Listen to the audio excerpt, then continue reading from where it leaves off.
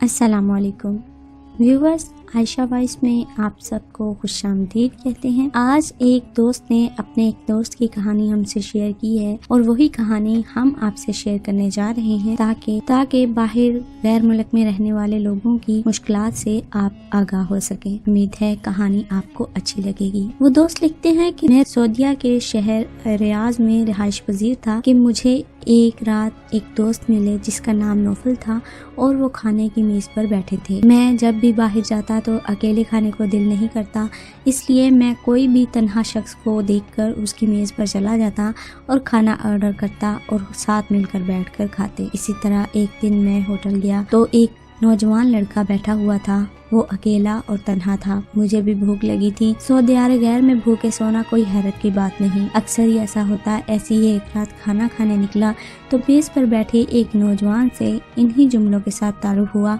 कि खाना मंगवाते हैं और इकट्ठे बैठ के खाते हैं। वो बहुत खुश मिजाज और दिल का बड़ा नौजवान था। मैं यहाँ उसको नौफल के नाम से मुतारिफ करवाऊंगा। नौफल की उम्र यही कोई 26-27 साल होगी। एक दूसरे के बारे में बातें शुरू हुई तो मालूम हुआ नौफल की शादी 4 साल पहले हुई थी, मगर वो शादी के 1 माह बाद ही रियाज आ गया। यहाँ के मसाइल और घरेलू जिम्मेदारियों की वजह से फिर जा न सका। हम हर रोज ही रात को मुलाकात करने लगे। एक रात काफी देर से वो मुझे सड़क पर मिला। अरे नौफल, इस वक्त तुम कैसे? क्या सुबह काम पर नहीं जाना? मैंने उसको अपनी तरफ मतवज्जा कराते हुए पूछा। नहीं मुस्तफा भाई, बड़ी मुश्किल से छुट्टी लगी है। 1-2 दिन में ही गाँव चला जाऊंगा। 5 साल बाद जाऊंगा और अब जाकर अपनी बेटी को देखूंगा। नौफल मुझे बता चुका था कि वो शादी के 1 माह बाद ही सऊदी अरब आ गया था। फिर उसके घर एक बेटी की पैदाइश हुई। खैर नौफल 1-2 दिन में गाँव चला गया। बड़ा खुश था। उसका चमकता चेहरा आज भी याद आता है तो दिल तड़प उठता है। नौफल को गए हुए 1 माह हो गया था। एक दिन हस्बे रवायत में होटल में खाना खाने गया तो नौफल एक कोने पर बैठा खामोश और उदास था। शेव बड़ी हुई, बाल बिखरे हुए और आंखें सूजी हुई थीं। अरे नौफल, ये क्या? तुम कब आए? मैंने मेज के करीब पहुंचकर सवाल किया। नौफल मेरी जानब ऐसे देखने लगा जैसे वो और कोई अजनबी हो, आज ही मुलाकात हुई हो। फिर चंद ही लम्हों बाद नौफल ने मेरा हाथ ऐसे थामा जैसे हमारा सदियों का ताल्लुक हो। वो मेरा सगा हो या मैं उसका, सब कुछ मैं हूँ। मैंने नौफल के हाथ पकड़ते हुए सवाल किया, क्या हुआ यार? तुम तो गाँव गए थे, कब आए? क्या हो गया? मगर वो खामोश था। मैंने खाना मंगवाया। बड़ी मुश्किल से उसने चंद लुकमे लिए मगर कुछ न बोला। होटल भरा हुआ था इसलिए बात करना मुश्किल था। मैं नौफल को लेकर रियाज में हारा की सड़क पर निकल आया। हम एक सड़क के कोने पर मौजूद चबूतरे पर बैठ गए। मैंने पूछा, इसरार किया, धमकी दी कि अगर मुझे नहीं बताया तो मैं भी मिलना छोड़ दूंगा। नौफल ऐसा लग रहा था जैसे गूंगा हो गया हो। आंखें सवाल कर रही थी मगर जुबान गंग थी। मैंने देखा वो फिजाओं और आसमानों में है, जमीन पर तो उसे कुछ नहीं मिल रहा। काफी देर ऐसे ही गुजर गई और फिर मैं गुस्से में उठकर जाने लगा। ठीक है, जब मुझे कुछ नहीं समझते तो छोड़ो, मैं चला जाता हूँ। अब नौफल उठा और मुझसे लिपट गया। ऐसे रोने लगा जैसे बिलक बिलक कर रोता है। नौफल की हिचकियाँ ही बंद नहीं हो रही थी। मुस्तफा भाई, ये मैंने क्या कर दिया? मेरे साथ क्या हो गया मुस्तफा भाई? मैंने तो सोचा भी ना था। नौफल, हुआ क्या है यार? कुछ तो बताओ। खैर है ना सब? मुस्तफा भाई, मेरी बीवी ने मुझसे तलाक ले ली। ये कहकर नौफल फिर रोने लगा। मुस्तफा भाई, मेरा क्या कसूर था? मैंने उसके साथ गलत किया। वो पढ़ी लिखी थी, कोई ध्यान नहीं थी। मैंने गलत किया। आप जानते हैं मैं शादी के 1 माह बाद ही सऊदी अरब आ गया। मेरी बीवी रोज कहती तुम वापस आ जाओ, रूखी सूखी खा लेंगे मगर साथ रहेंगे। मगर मैं अपना घर बनाने की धुन में था। बस यार इतना कमा लूं कि घर बना लूं। माँ कहती थी बहनों की शादी के लिए जमा कर लो। वक्त गुजरता गया, मेरी बेटी भी पैदा हो गई। नौफल ने कहा, मेरे बचपन का दोस्त था अरशद। हम दोनों एक ही मोहल्ले में पले बढ़े थे। मेरे घर में कोई भी काम होता मैं अपने दोस्त अरशद को फोन कर देता। तेरी भाभी ये कह रही थी जरा तू ये काम तो कर दे। यूं उसे मैं किसी न किसी काम के लिए अक्सर अपने घर जाने का कहता। अरशद रोज ही घर चला जाता। अम्मी और बहनें भी उसे जानती थी। मैं अगर यहाँ से जाने का कोई इरादा करता तो अम्मी मुझे बहनों की शादी और घर के मसाइल गिनवा देती और मैं फिर रुक जाता। मेरी बेटी अब माशाल्लाह 4 साल की हो गई है। मैं इस मरतबा आजाद कश्मीर में अपने गाँव गया मगर वहाँ तो सब कुछ ही बदल चुका था। मेरी बीवी मेरी नहीं रही। मेरी बेटी मुझे पापा नहीं समझती। मुस्तफा भाई, मैं तो बर्बाद हो गया। मैंने हौसला दिया, पूरी बात करो। फिर क्या हुआ? उसने कहा, मैं घर गया तो मुझे पहले ही दिन महसूस हो गया मेरी बीवी मेरे आने से खुश नहीं। मेरी बेटी तो मुझे जानती ही नहीं थी, उससे सिर्फ फोन पर या स्काइप पर बात होती थी। अगले दिन अरशद आया तो मेरी बेटी पापा पापा कहते उससे जा लिपटी। اسے دیکھ کر میری بیوی کے چہرے پر بھی خوشی نمایاں ہو گئی۔ میں پریشان تھا کہ یہ کیا ماجرا ہے۔ ایک ہفتہ ایسے ہی گزر گیا، میں سب کچھ محسوس کرتا رہا۔ پھر میں نے اپنی بیوی سے پوچھا، آخر یہ گڑیا میرے پاس کیوں نہیں آتی؟ وہ ارشد کی گود میں چلی جاتی ہے، مجھ سے کتراتی ہے۔ بیوی نے کہا، آپ کو میں کہتی رہی آپ آ جائیں، مگر آپ نے پیسے کمانے کے لیے میری ایک نہ سنی۔ آج گڑیا ارشد کو ہی اپنا پاپا سمجھتی ہے، کیونکہ ہر موقع پر وہی تو موجود رہا۔ اس نے گڑیا کی ہر فرمائش پوری کی۔ نہ جانے آپ یہ کیوں نہیں سمجھ پائی، ایسا ہی سب کچھ نہیں ہوتا۔ آج آپ کا دوست ارشد مکمل طور پر ہمارے گھر میں آ چکا ہے اور اسی گھر کا ایک فرد ہو گیا ہے، تو کیا مطلب میری کوئی اوقات نہیں؟ میں نے سوال کیا تو بیوی نے کہا، اس میں میرا قصور نہیں، آپ شادی کے 1 ماہ بعد ہی چلے گئے تھے، آج 5 سال بعد آئے ہیں۔ اس عرصے میں ارشد ہی وہ شخص تھا جس نے ہم ماں بیٹی کا ہر طرح خیال رکھا۔ آج ہم دونوں میں ذہنی ہم آہنگی ہے اور ہم ایک ساتھ رہنے کا فیصلہ کر چکے ہیں۔ میں یہ سن کر سکتے میں آ گیا۔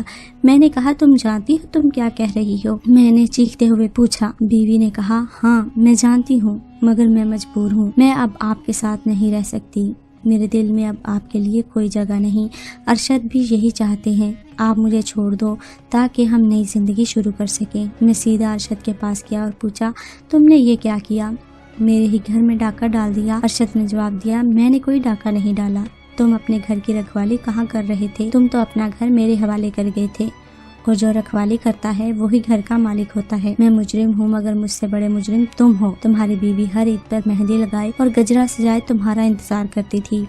میں آتا تو تمہاری بیٹی سے کہتا تھا، آپ کی ماما اچھی لگ رہی ہیں۔ یہ سن کر گڑیا کی ماں بھی خوش ہو جاتی تھی۔ یوں ہی وقت گزرتا گیا اور ہماری سوچوں اور خیالات میں یکسانیت پروان چڑھتی گئی۔ نوفل، اب تم اپنی بیوی کو چھوڑ دو، اس معاملے کو ایک خوبصورت موڑ دے کر خیر آباد کہہ دو۔ میں تمہاری بیوی سے شادی کرنا چاہتا ہوں۔ تمہاری بچی بھی مجھے اپنا باپ سمجھتی ہے۔ تمہاری بیوی تمہاری رہی اور نہ تمہاری بیٹی تمہیں پہچانتی ہے۔ تم کرکٹ کے اس بار میں کھلاڑی کی مانند ہو جو ٹیم میں ہوتا ہے مگر کھیل کا حصہ نہیں ہوتا۔ ارشد کی باتیں ہتھوڑا بن کر میرے اوپر برس رہی تھیں۔ اس نے کہا، مصطفیٰ بھائی، نہایت تلخ رہا یہ سفر میرا، میری زندگی کی ساتھی کسی اور کی ہم قدم ہو گئی۔ زیادہ افسوس یہ ہے، میری ماں اور بہنیں جن کے لیے میں نے اتنے برس تنہا زندگی گزاری، جن کی وجہ سے میرا گھر برباد ہو گیا تھا، انہیں کوئی افسوس نہیں تھا۔ انہوں نے میری بیوی پر انگنت الزامات لگا دیے، مگر میں جانتا تھا کہ یہ قصور اس کا نہیں، میرا ہے۔ میرے پاس آج بہت دولت ہے، مگر میں حقیقی دولت کھو بیٹھا ہوں۔ میں نے ایئرپورٹ سے بیوی کو طلاق نامہ ارسال کر دیا تھا تاکہ وہ دلہن جو 5 سال تک اپنے پہلے شوہر کی راہ تکتی رہی، اب اسے مزید انتظار نہ رہے اور وہ دوسرے شوہر کے ساتھ ہنسی خوشی زندگی گزار سکے۔ یہ کہہ کر نوفل پھر خاموش ہو گیا۔ آرا کی سڑک پر رات کے 2 بجے سنسناتی گاڑیاں مجھے خوفزدہ کر رہی تھی۔ نوفل کے اندر سے اٹھنے والا شور تنہائی میں مزید اضافہ کر رہا تھا۔ میرے پاس نوفل کے لیے کوئی الفاظ نہیں تھے۔ میں اسے گھر جانے کی تلقین کرتے ہوئے واپس اپنے گھر آ گیا۔ اس دن کے بعد نوفل نظر نہیں آیا۔ پھر کئی ماہ بعد ہوٹل سے ہی معلوم ہوا نوفل اب دنیا میں نہیں رہا۔ نہ جانے اس کہانی میں نوفل قصوروار تھا، اس کی بیوی گنہگار تھی، یا امی اور بہنوں نے اپنی خواہشات کے لیے ایک گھر برباد کر دیا۔ ویورز، آپ کو کیا لگتا ہے کہ اس کہانی میں سب سے زیادہ قصور کس کا تھا؟ کمنٹ میں ہمیں ضرور بتائیے گا، اور ویڈیو آپ کو پسند آئی ہو تو ویڈیو کو لائک اور شیئر ضرور کیجیے گا۔ اس ویڈیو کو بنانے کا اور آپ تک پہنچانے کا مقصد یہی تھا کہ پردیس میں گزارنے والی زندگی بہت ہی کٹھن ہوتی ہے۔ اپنی خواہشات کو اور اپنے خیالات کو اور اپنے ضمیر کو مار کر انسان جب باہر کمانے کے لیے جاتا ہے تو اسے تنہائی ڈستی ہے، اسے گھر والے یاد آتے ہیں۔ گھر والے یہاں پر ایک دوسرے کے ساتھ خوش ہوتے ہیں کیونکہ وہ سب کے درمیان ہوتے ہیں۔ سب سے تنہا وہ شخص ہوتا ہے جو کہ پردیس میں زندگی گزار رہا ہے۔ اس کی امانت میں خیانت مت کیجیے۔ میری ان بیویوں سے الزامات ہیں جو کہ اپنے شوہر کی غیر موجودگی میں اس کے پردیس جانے کے بعد صرف روپے پیسے کے لیے اور اپنی خواہشات کے لیے اپنی وفا کو، اپنی تربیت کو اور اپنے شوہر کی محبت کو بھلا دیتی ہیں۔ خدا را ایسا مت کیجیے، کیونکہ جو باہر گیا ہے وہ صرف آپ کی خواہشات کو، آپ کے سکون کو اور آپ کی جذبات کو مد نظر رکھتے ہوئے کمانے کے لیے گیا ہے، کیونکہ اس کی خواہشات یہاں پر بھی تھوڑے پیسے میں پوری ہو سکتی ہیں۔ وہ اکیلا ہے۔ جب آپ کا ساتھ اسے ملتا ہے تو شوہر کو یہ خواہش ہوتی ہے کہ اس کی بیوی سب سے زیادہ اچھی لگی اور اس کے پاس دنیا کی ہر قیمتی چیز موجود ہو۔ وہ آپ کی کوشش اور آپ کے لیے ہی سب کچھ کرنے گیا ہوتا ہے۔ کیونکہ وہ آپ سے محبت کرتا ہے۔ اپنے شوہر کی محبت میں خیانت مت کیجیے، اسے اتنا بڑا صدمہ نہ دیجیے جس طرح کہ نوفل کی بیوی نے اس کے ساتھ کیا اور وہ اس صدمے کو برداشت نہیں کر پایا۔ شوہر یہ چیز کبھی برداشت نہیں کر پاتے کہ ان کی بیوی ان سے بے وفائی کرے۔ پلیز ان کے جذبات کو سمجھیے،